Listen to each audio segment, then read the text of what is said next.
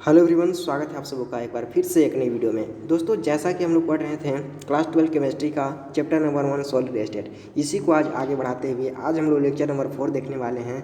तो आज की वीडियो हम लोग लैटिक के बारे में जानेंगे कि लैटिक होता क्या है। तो देखिए, लैटिक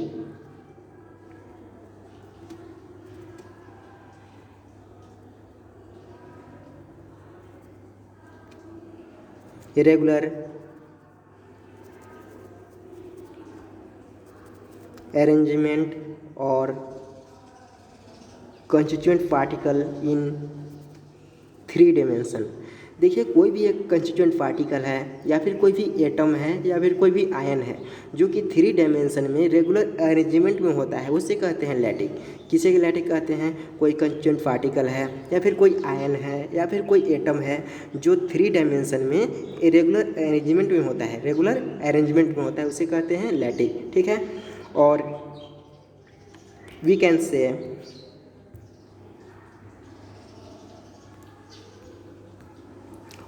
से रेगुलर अरेंजमेंट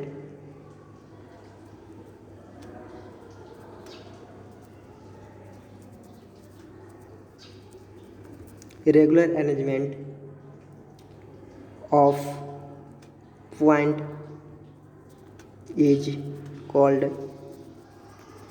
लैटिक। क्लियर है? तो देखिए, कोई भी अगर पॉइंट होता है तो 3 डायमेंशन में क्या होता है, रेगुलर अरेंजमेंट में होता है, उसे कहते हैं लैटिक।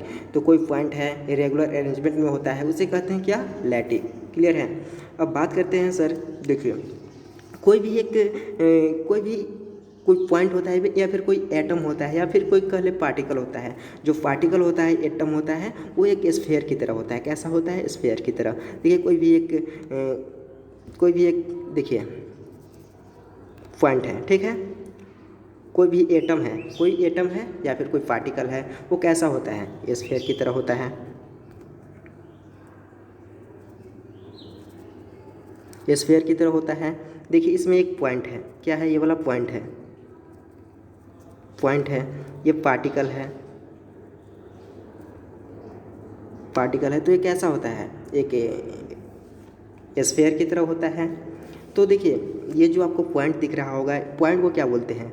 ये जो छोटा सा पॉइंट आपका है, तो पॉइंट को ही लैटिक बोलते हैं। क्या बोलते हैं इसको? लैटिक बोलते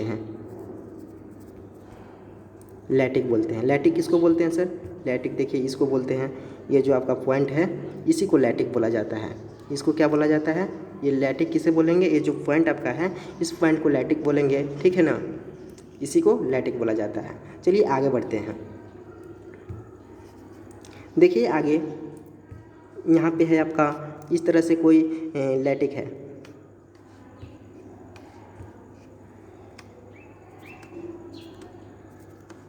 मान के चलिए कि आपकी मम्मा है, वो बोलती है, एक डब्बा देती है और बोलती है कि आप इस डब्बा में लड्डू को अरेंजमेंट कीजिए, लड्डू को अरेंजमेंट करो। तो कैसे आप करेंगे? करने के कई तरीके हो सकते हैं, करने के कई सारे तरीके हो सकते हैं। आप करना चाहेंगे तो आप इस तरह से कर देंगे, इसके नीचे, फिर इसके नीचे, फिर इसके नीचे। या फिर आप चाहेंगे तो आप कैसे कर सकते हैं? आप ऐसे कर देंगे, एक लड्डू यहाँ इस तरह से है, तो इन दोनों के बीच में करेंगे, बीच में करेंगे, फिर इसके नीचे ये, फिर इसके नीचे ये, फिर इसके नीचे ये, फिर इसके नीचे ये, फिर इसके नीचे ये, इस तरह से करेंगे। या फिर आप चाहें तो इस तरह से भी कर सकते हैं, इस तरह से। तो करने के कई तरीके हैं, ठीक ना? तो देखिए,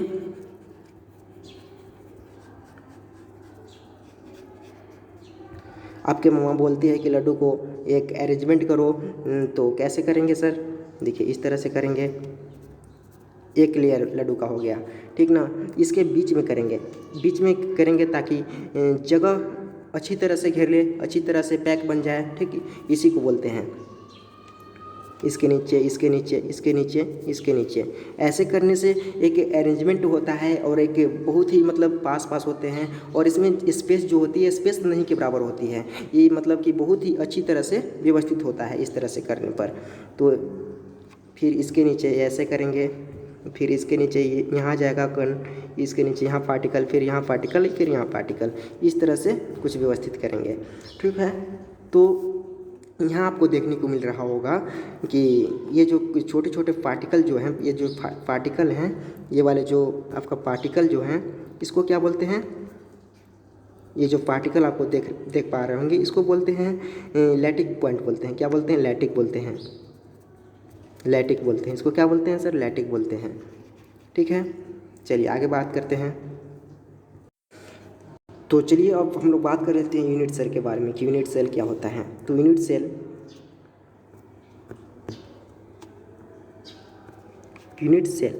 तो देखिए यूनिट सेल में क्या होता है कि the smallest 3 dimension unit which can form lattice after repetition. मतलब कि रिपीटेशन से करते करते एक क्या निर्माण कर लेता है? यूनिट सेल का निर्माण हो जाता है। मतलब कि बहुत सारा मतलब रिपीटेशन करते जाएंगे तो लैटिक का फॉर्मेशन हो जाएगा। क्या होगा? लैटिक। जैसे कि आप एक दीवार है, मतलब कि एक आपका घर है, तो घर कैसे बना हुआ होता है? आपका छोटे छोटे ईंट से मिलकर बना हुआ होता है। तो उसी तरह से उसको ईंट को क्या किए? रिपीटेशन बहुत, मतलब कि ईंट को जोड़ते गए तो इस तरह से क्या आपका हो गया? घर का फॉर्मेशन हो गया, आपका घर बन गया। ठीक ना? तो इसी तरह से इसको रिपीटेशन करते जाएंगे तो किसका निर्माण होगा? लैटिक का फॉर्मेशन कर देगा।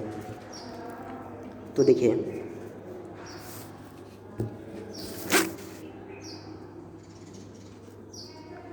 the smallest 3-dimension unit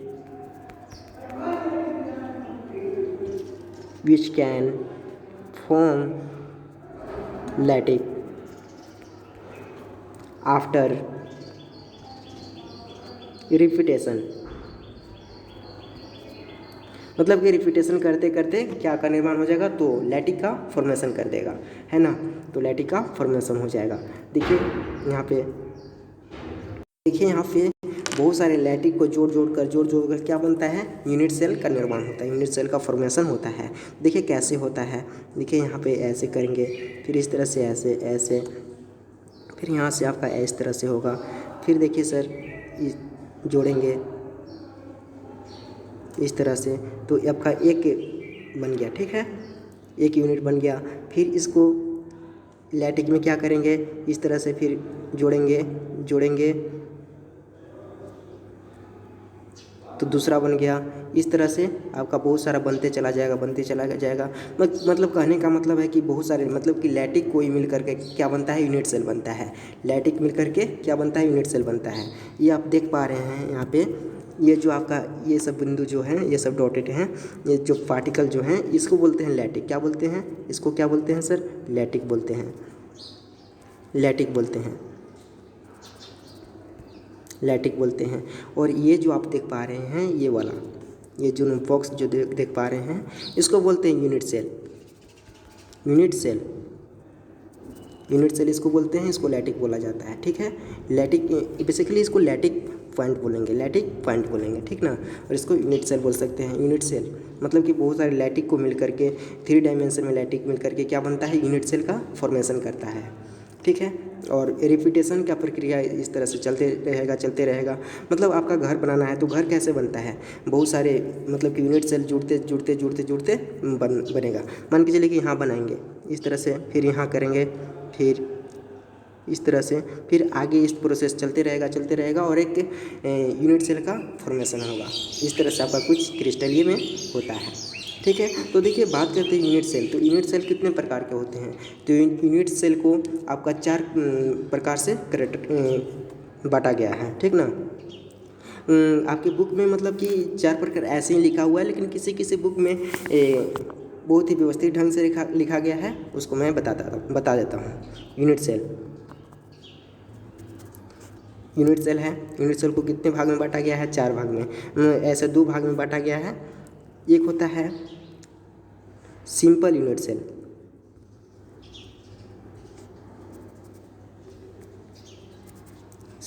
cell, एक होता है सेंट्रल यूनिट सेल। सेंटर्ड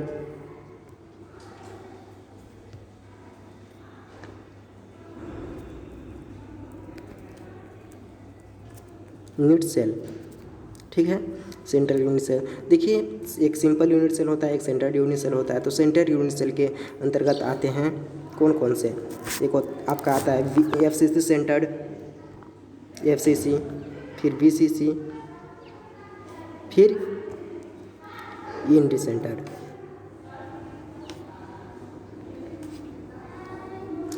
देखिए यूनिट सेल जो आपका दो प्रकार के होते हैं, एक सिंपल यूनिट सेल, एक क्या होता है सिंपल यूनिट सेल, एक होता है centred unit cell.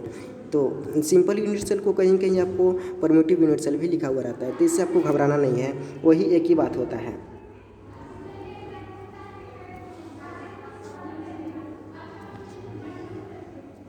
परम्यूटिव unit cell और सेंटर्ड यूनिट सेल। और सेंटर्ड यूनिट सेल के अंतर्गत कितने आते हैं, FCC सेंटर आता है, FCC, BCC और इंड सेंटर आता है। ठीक है, सेंटर के अंतर्गत ये इसको रख दिए हैं कि आपके बुक में जो ना है सिंपल यूनिट सेल लिखा हुआ है, फिर FCC, BCC, इंड, इस तरह से मतलब कि कैटेगराइज नहीं किया गया, इस तरह से बांटा नहीं गया है। तो किसी किसी बुक में मतलब कि व्यवस्थित ढंग से होते हैं, तो कुछ इस तरह से होते हैं। एक सिंपल को रखा गया है अलग, एक सेंटर के, तो सेंटर के अंतर्गत आपके आते हैं FCC, BCC और इंड, इस तरह से। तो अभी के लिए बस इतना ही रखते हैं, मिलते हैं इसके नेक्स्ट वीडियो में, तब तक के लिए जय हिंद, जय भारत।